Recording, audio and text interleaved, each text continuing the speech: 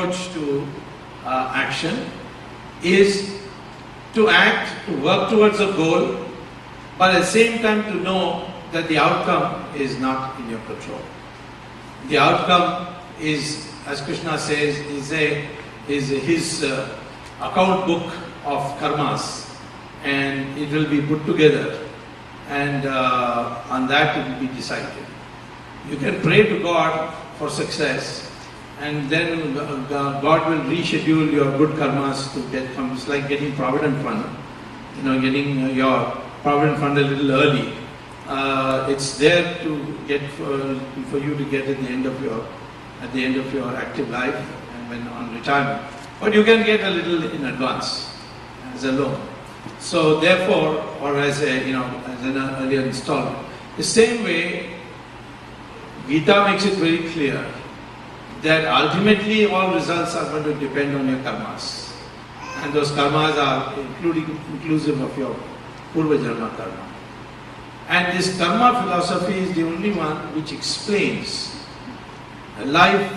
I don't know of any other religion which has an explanation why sometimes you get nothing after a heroic working for it, and sometimes it all suddenly comes without any work.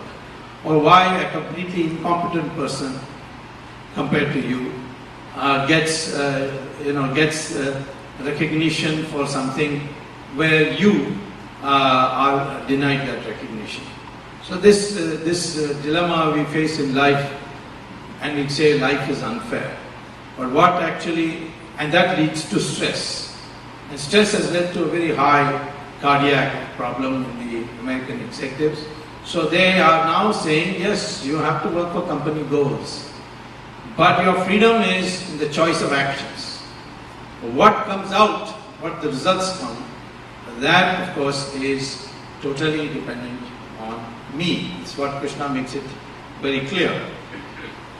So that's the first thing I should say. So he says, Gita then raises the question, how should this action be performed?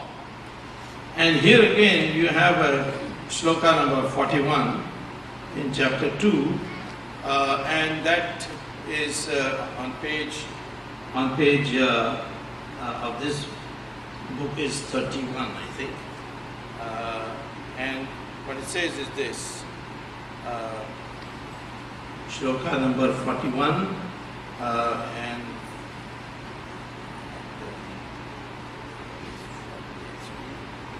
yeah. Okay, bookmark.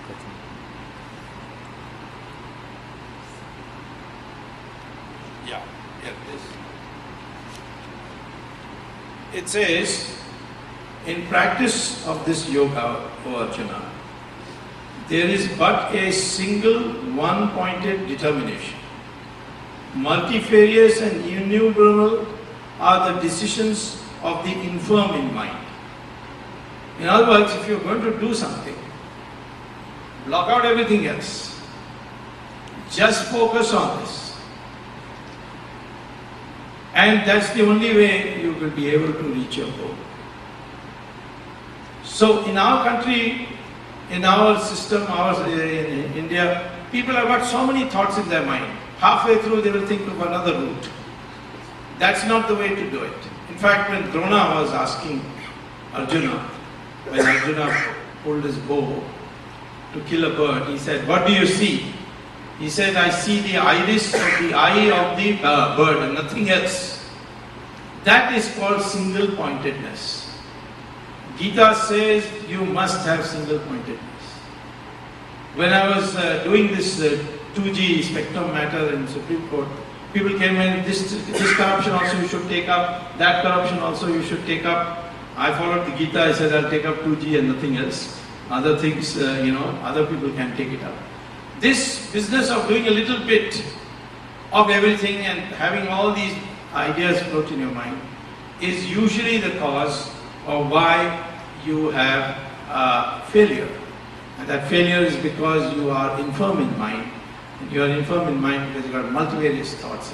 When you decide to do an important project, then the mindset should be that nothing else matters. And there you focus on it. So this is the second thing. First is you have freedom of action. But that freedom of action should be exercised with total concentration on achieving that objective. Nothing else should matter. Of course, when you say nothing else matters, it doesn't mean that means don't matter. Of course, means matter. But your whole dedication should be to achieving it. And that's why it says that again in Shloka 15, in chapter 2, let me read that also out, which defines how fruit is to be given.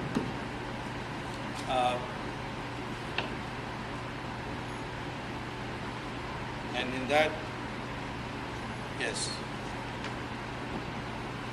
So he says, Krishna says, "O great among men, that wise man who remains the same in pain and pleasure, and whom these emotions do not afflict, is indeed fit for immortality."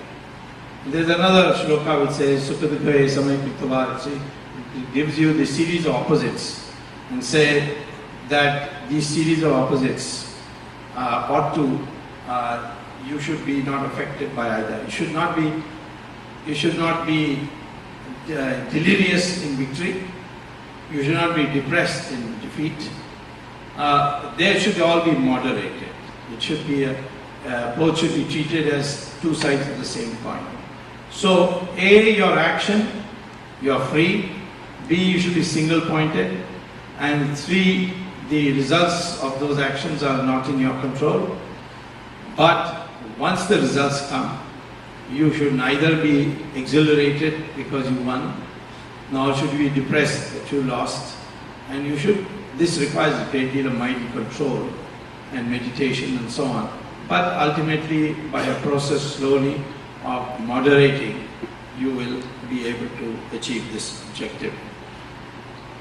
Now, there is now a lot of American books which are being written recycling all this without giving credit to Gita.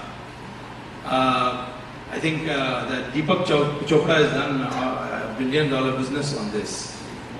Much of what he says is really already there, but he writes it in American English, and it's fine. I mean, it's entrepreneurship, and he's made a success of it. But there are other reports which also come out, and some of them are now classic texts in psychology courses. In Stanford University, there is a professor by name Carol Dweck, and she has classified mindsets into two types. The first mindset she calls as the fixed mindset, which is where you say, I know my limits, I failed because I'm a failure. This is the kind of a pessimistic outlook that one has. Then she says there's a growth mindset, and this growth mindset is, I really have no idea the extent of my potential. But if I have failed, it is because I have to retool myself and retry to realize my potential. And retrying is absolutely essential. As you know that Islam failed to come to India because repeated invasions were defeated. But finally, it was Muhammad Ghori who came how many times, I don't know, some say 16 times, some say 10 times. 18 times something. But in the end he won. And that's how Islam was established. Of course, the problem was also with our culture in the sense that we had rules of warfare which you will not find a parallel anywhere in the world. One was that war will not start till the sun rises. And the battle for the day will end when the sun sets and you come back to your tent and have a good night's sleep and then return back. Second is the war will not be in the agricultural fields, it will not be in the cities or populated areas. It will be in open Maidan. So Kurukshetra was an open Maidan. where the war took place.